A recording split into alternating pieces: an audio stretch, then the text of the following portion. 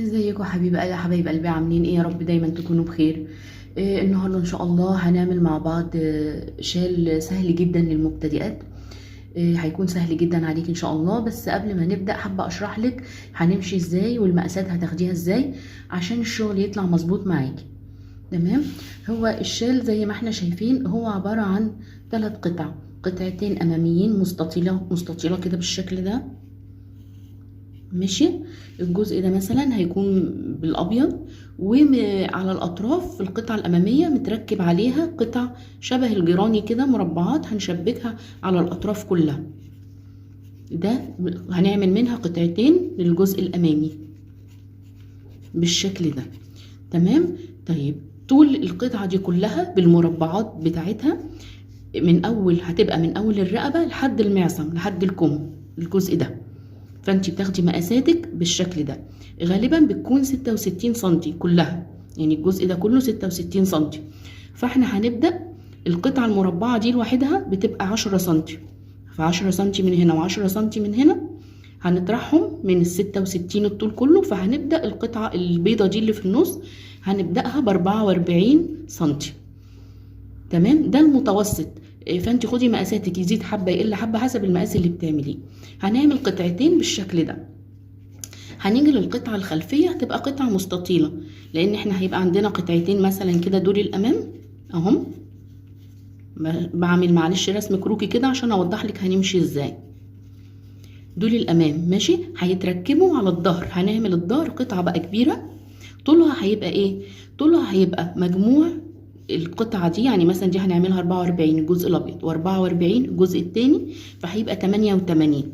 ماشي. هنزود عليهم 16 سنتي اللي هو الجزء بتاع الرقبة، لان احنا هنشبك الجزء ده هنا والجزء ده هنا، وهنسيب الجزء بتاع الرقبة مفتوح من ورا في الظهر. ماشي. فهنشبك دي في الامام وهنشبك دي برضو في الامام، جزء يمين وجزء شمال، وهنسيب 16 سنتي فين؟ في الظهر.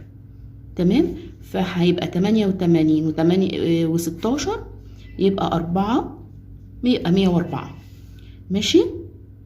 فهنعمل الجزء الابيض لوحده 104، وبعد كده هنشبك بقى في اطراف الظهر المربعات في الاطراف بس، لان هيبقى مستطيل كبير.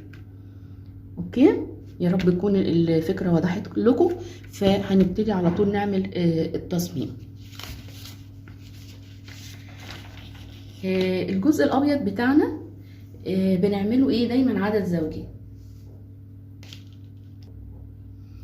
فهبتدي اعمل عقدة البداية بتاعتي، عقدة عادية خالص. بعد كده هبتدي اعمل عدد من الغرز الزوجي، 1 2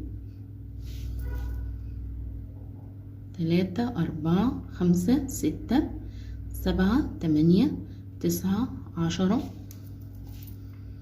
11 12 13 14 15 16 17 18 19 20. انا عملت هنا 20 بس غرزة، 20 سلسلة، بحيث اوريكي الشغل عليها زي كنموذج يعني مصغر، وانتي طبعا هتكبري مش هيبقى صغير كده. فهنسيب سلسلتين وندخل في التالتة، ناخد لفة ونعمل عمود عادي خالص بلفة بالشكل ده اهو. ناخد لفة وننزل في الغرزة اللي بعدها ونعمل عمود.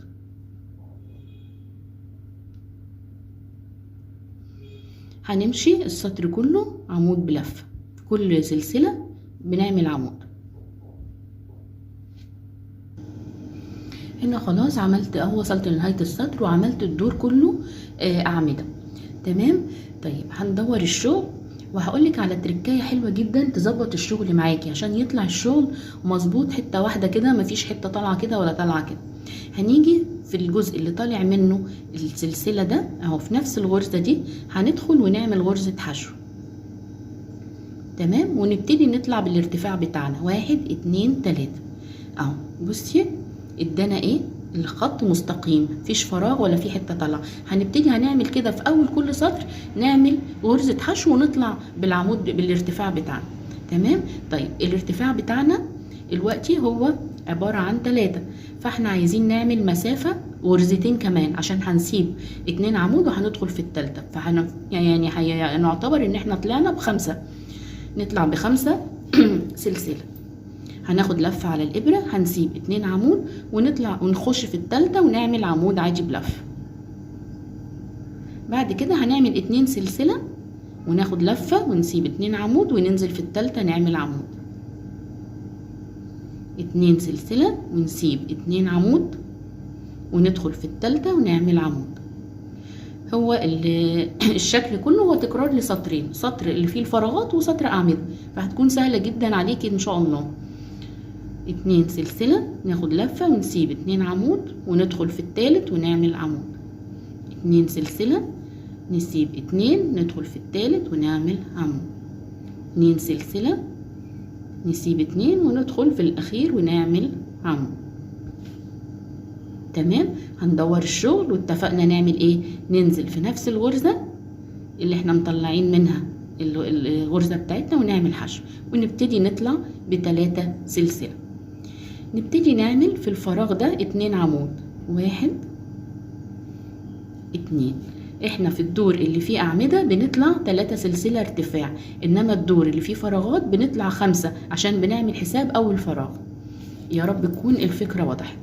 عملنا 2 عمود في الفراغ، بننزل فوق العمود ونعمل عمود، ونيجي للفراغ ده ونعمل 2 عمود، ونيجي للعمود ده نعمل فوقه عمود بالشكل ده.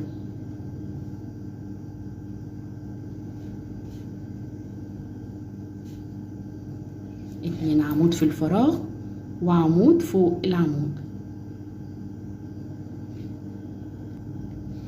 وصلت هنا لنهاية الدور. هاجي هعد في العمود الاولاني اللي احنا عملناه ده، هعد 3 سلسلة، 1 2، وادخل في التالتة واعمل العمود بتاعي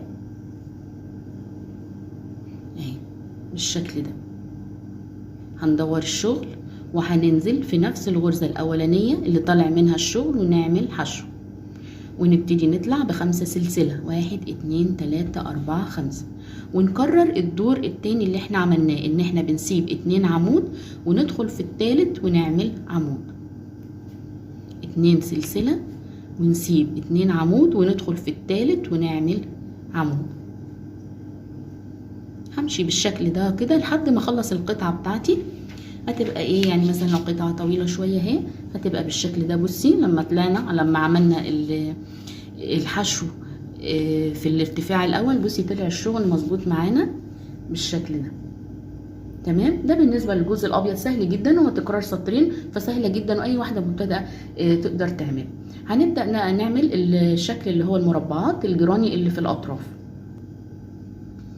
القطعة دي في الاخر بيكون طولها 10 سنتي، لان احنا بنشتغل طبعا خيط صوف بس مش سميك قوي، فانت اعملي بقى حسابك في المقاسات. لو اشتغلتي بخيط سميك تعملي حسابك عشان مقاساتك تطلع مظبوطه. هنعمل الدايره السحريه بتاعتنا اللي هي عباره عن لفتين كده، وباخد اللفه الخلفيه دي بطلعها وابتدي اشتغل الشغل بتاعي جوه الدايره دي. تمام. ببتدي اعمل جوه الدايره دي 16 غرزه حشو.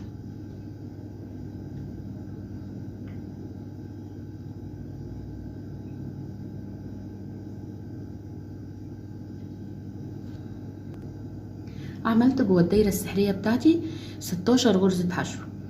ببتدي اشد بقى الخيط عشان اقفل الدايره بتاعتي.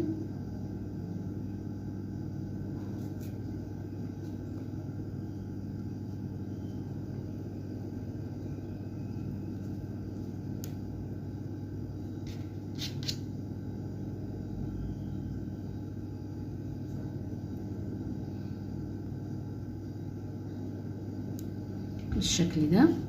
وهبتدي بقى اعمل هنا، هاجي الاول سلسله عملتها اول حشو وهعمل منزلقه عشان اقفل الدور بتاعي، ويبقى بالشكل ده. اشد بس الخيط شويه عشان اقفلها كويس اهو. ده اول دور. بعد كده هنطلع 3 سلسله ارتفاع، 1 2 3. تمام. وهنعمل واحده كمان مسافه هيبقى 4، وناخد لفة وننزل في الغرزة اللي بعدها ونعمل عمود، ونعمل سلسلة ولفة وعمود. هنمشي بالتكرار ده ما بين كل عمود وعمود سلسلة، وفوق كل غرزة غرزة واحدة بالشكل ده، سلسلة وننزل في اللي بعدها ونعمل عمود، سلسلة وعمود. هنخلص الدور كله بالشكل ده. هنا انا عملت 16 عمود، وضروري ان انت تعدي عشان الشغل يطلع معاكي مظبوط. بعد كده هنيجي هنقفل بقى الشغل بتاعنا في تالت سلسلة عملناها، بنعد 1 2 ونخش في التالتة ونعمل منزلقة عشان اقفل الدايرة بتاعتي. تمام. بعد كده هطلع من نفس المكان اللي انا فيه ده، هطلع 6 ارتفاع، 1 2 3 4 5 6، 3 ارتفاع و3 مسافة. هاخد لفة وهنزل في نفس الفراغ واعمل عمود، اتكون عندي شكل الفي. باخد لفة على الابرة وهسيب 2 عمود، وهروح للفراغ اللي بعده واعمل عمود، وبعدين 3 سلسلة وعمود في نفس المكان اهو بالشكل ده. هروح للفراغ اللي بعده اللي هو بنسيب عمودين، ونروح للفراغ اللي بعده هعمل عمود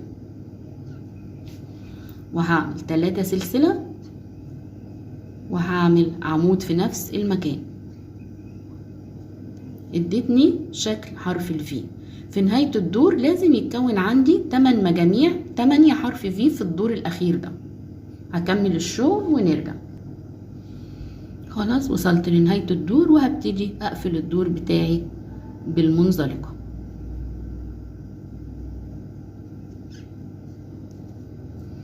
بقت عندي الشكل ده. بعد كده هبتدي هروح لأول في نفس حرف الفي دي هنزل هعمل حشو، وفي نفس الغرزة برضو في نفس الفراغ هعمل 5 عمود بلفة.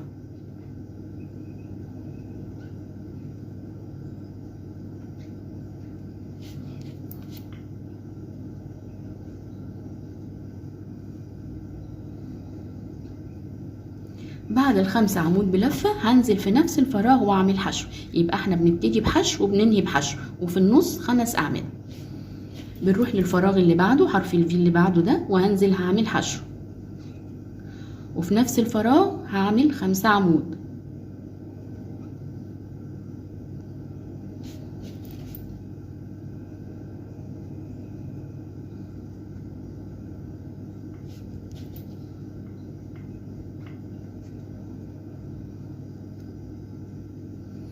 بعد ال5 العمود هنزل هعمل حشو في نفس المكان، وهبتدي امشي بالشكل ده. في كل حرف في هعمل حشو 5 عمود وحشو. وصلت لنهاية الدور وعملت اخر مجموعة اللي هي عبارة عن حشو و5 عمود وحشو. ولازم في النهاية لما تعدي يطلع معاكي 8 فستونة، 8 مجاميع، لان لو العدد مش 8 اكيد هتطلع مش مظبوطة معاكي. بعد كده هنيجي في اخر اول سلسلة عملناها اول ارتفاع، ونعمل المنزلقة عشان نقفل الدور. في المرحلة دي لو حابة بقى تغيري اللون بتغيريه عشان يحدد لك الشغل. انا هنا هغير لك اللون بلون ابيض عشان يوضح معاكي الشغل. طبعا كل ده بناخده معانا بننضفه واحنا شغالين. ببتدي اجيب اللون الجديد بتاعي وبنزل في اي غرزة بدأت فيها. هنبتدي مثلا هنا في اي مجموعة يعني، ونبتدي نسحب الخيط الجديد بتاعنا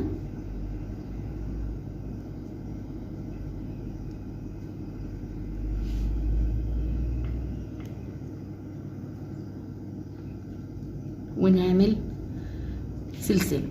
ماشي. هنبتدي نعمل هناخد ده طبعا معانا كده، يا اما ناخده واحنا بننضفه يا اما في الاخر. هنبتدي نعمل فوق كل غرزة غرزة حشو عشان نحدد يدي شكل تحديد كده لأطراف القطعة اللي احنا بنشتغلها قبل ما نعمل الزوايا بتاعة المربع. بتدي شكل حلو زي اللي في الموديل بالظبط. بنبتدي نعمل فوق كل غرزة حشو، فوق كل غرزة حشو، ما نسيبش غرزة خالص. حتى الغرز اللي احنا عملناها حشو بنعمل فيها برضو حشو الأخيرة دي. نبتدي نعمل داير كده فوق كل غرزة غرزة حشو. هبتدي امشي كده فوق كل غرزة غرزة حشو لحد ما اخلص القطعة بتاعتي. هنا خلاص انا وصلت لنهاية الدور، وهبتدي اعمل المنزلقة بتاعتي عشان اقفل الدور. وزي ما انت شايفة اتحددت معايا الشكل ده. الدور اللي بعده ده هيبقى الدور الاخير، والدور الاخير ده اللي هيحدد لي شكل المربع، بيحول لي الدايرة لشكل مربع. طيب عشان نعمله بنعمله في الاطراف بتاعه كل زاويه من اللي احنا عملناها دي، في الطرف في النص في الغرزه الخامسه اللي احنا عملناها، اللي احنا عملنا فيها سلسله دي. عشان اوصل لها بمشي بغرز منزلقه لحد ما اوصل للنص بالظبط، اللي هي الغرزه رقم 5 دي، هي دي اللي هشتغل فيها اهو. عملنا فيها المنزلقه. بنبتدي نطلع 3 ارتفاع، 1 2 3، وده بيبقى اول عمود معايا. وفي نفس الغرزة هعمل عمود تاني، وفي نفس الغرزة عمود تالت. يبقى احنا كده عملنا 3 اعمدة في نفس المكان. بعد كده بعمل 2 سلسلة وانزل في نفس المكان برضو واعمل 3 اعمدة، ودي بتبقى الزاوية بتاعتي بتاعة المربع، اول زاوية معايا. كان لازم انضف الخيط ده اول عشان ما يضايقنيش في الشغل. تمام، عملنا 1 2، ادي التالتة.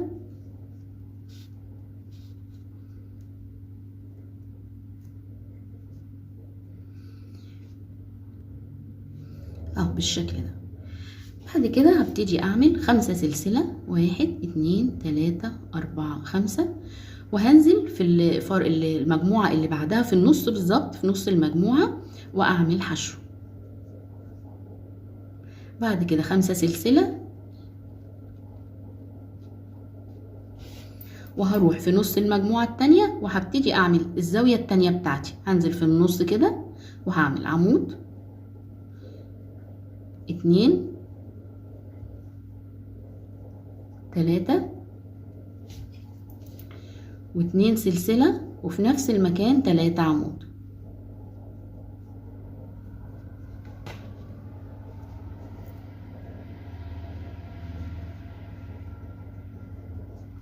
بصي كونت عندي الزاويتين بتوع المربع بتوعي اهو. هتنقل المجموعة اللي بعدها ب5 سلاسل مسافة، والمجموعة اللي بعدها بنعمل فيها حشو. يبقى احنا ماشيين مجموعة حشو ومجموعة بنعمل فيها الزاوية، وما بينهم 5 سلسلة. بنيجي في النص هنا ونعمل الزاوية التالتة، 1 2 3 عمود، 2 سلسلة، و3 عمود.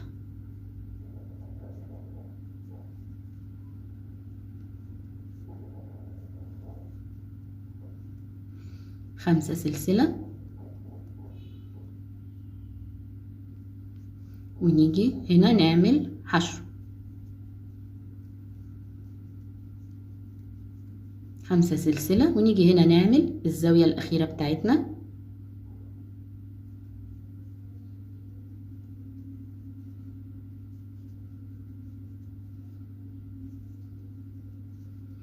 اتنين سلسلة و3 عمود.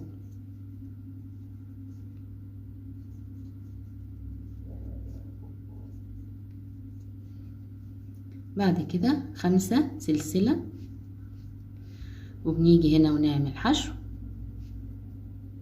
5 سلسلة، وكده خلاص الشغل بتاعنا خلاص هننهيه. ان احنا بنيجي في اول عمود عملناه بنيجي التالت سلسلة فيها ونعمل المنزلقة بتاعتنا. بصي القطعة معايا بقت قطعة جميلة جدا، ممكن حتى تشتغليها لوحدها، تشبكي تعملي بيها جاكيت، مفرش، بطانية، اي حاجة انت عايزاها. كده القطعة بتاعتي خلاص خلصت. بعمل لها غرزة امان وابتدي اقصها، وهنضف طبعا الخيوط بتاعتي. باجي بقى للشال بتاعي، نفرض ان ده الشال اللي انا عملته، باجي بشبك بقى في الاطراف هنا المربعات بتاعتي اللي انا هعملها، لحد ما اوصل للطول اللي انا عايزاه. بالنسبه للتشبيك بالخيط والابره العاديه خالص، خيط الابره بتاعه التنظيف بتشبكي، وانا هسيب لك في الديسكريبشن بوكس طريقه تشبيك سهله جدا، كنت منزلاها فيديو شورت كده، هحط لك اللينك بتاعها تحت في الديسكريبشن، وانتي ابدأي اشتغلي. غرزه سهله جدا وبسيطه جدا جدا، ما فيهاش اي حاجه، عباره عن اعمده بس اهم حاجه بس في المربع بس الاعداد بتاعتك تبقى مظبوطه عشان الشكل يطلع معاكي مظبوط. يا رب تكون الفكره وصلت، ويا رب تكون افدتكم، والى اللقاء ان شاء الله في فيديو جديد.